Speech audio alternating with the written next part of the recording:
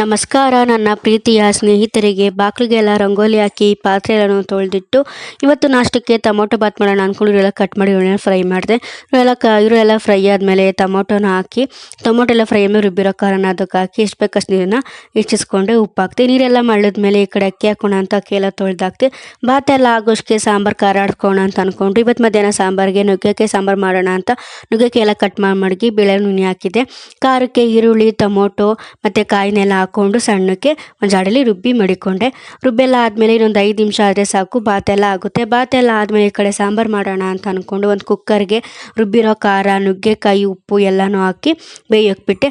ವಿಷಲೆಲ್ಲ ಕೂಗೋಷ್ಟು ಮನೆ ಒರೆಸ್ಕೊಬರೋಣ ಅಂತ ಒಂದು ಕಡೆಯಿಂದ ಮನೆಯನ್ನು ಒರೆಸ್ಕೊಂಡು ಬಂದು ಸ್ನಾನ ಎಲ್ಲ ಮಾಡಿಕೊಂಡು ದೇವ್ರಿಗೆ ದೀಪ ಹಚ್ಚಿ ದೇವ್ರ ಮನೆ ಪೂಜೆ ಎಲ್ಲನೂ ಮುಗಿಸಿ ದೇವ್ರ ಮನೆ ಪೂಜೆ ಮುಗಿಸಿ ಸ್ಕೂಲ್ಗೆ ರೆಡಿ ಆಗೋಣ ಅಂತ ಅಂದ್ಕೊಂಡು ಸ್ಕೂಲ್ಗೆ ರೆಡಿ ಆದೆ. ಸ್ಕೂಲ್ಗೆ ರೆಡಿ ಆದಮೇಲೆ ತಿಂಡಿ ಎಲ್ಲನೂ ಮುಗಿಸಿ ನಾನು ಸ್ಕೂಲ್ ಕಡೆ ಹೊರಟೆ.